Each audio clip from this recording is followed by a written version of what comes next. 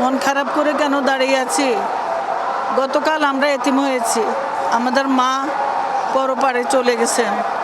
আমাদের মায়ের জন্য দেখলাম তো আমার মাকে কত সুন্দর জাতীয় পতাকা দিয়ে সাজিয়ে গুজিয়ে নিয়ে যাওয়া হচ্ছে আমার মাকে তার চিরস্থায়ী বাসস্থানে।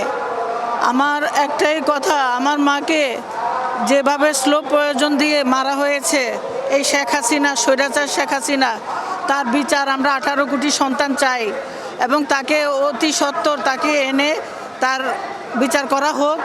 একটাই কথা আমাদের জনাব ইউনূস স্যারের কাছে, আমাদের এই বিচারটা তাড়াতাড়ি করতে হবে।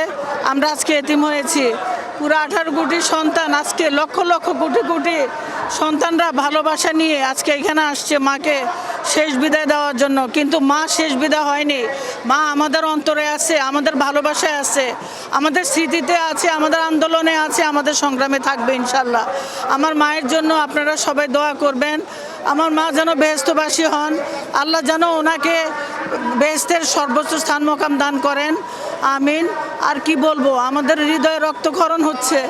এই রক্ত দিয়ে যদি পুরো বাংলাদেশ 18 কোটি সন্তানের রক্ত দিয়ে যদি বাংলাদেশ ভরানো হয়, তবুও এই জায়গা কখনো পূরণ হবে না। আপসের নেত্রী, যার নাম আপসের নেত্রী, ওনার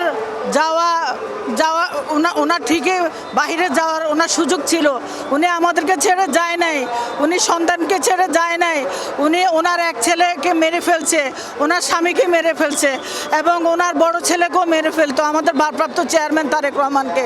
আল্লাহ তাআলা ওনার হায়াত দান করেছেন, আল্লাহ ওনাকে বাঁচিয়ে রেখেছেন। ওনার জন্য আপনারা দোয়া করবেন যেন ওনার পাশে থেকে আমরা মায়ের স্বপ্ন পূরণ করতে পারি। আলহামদুলিল্লাহ।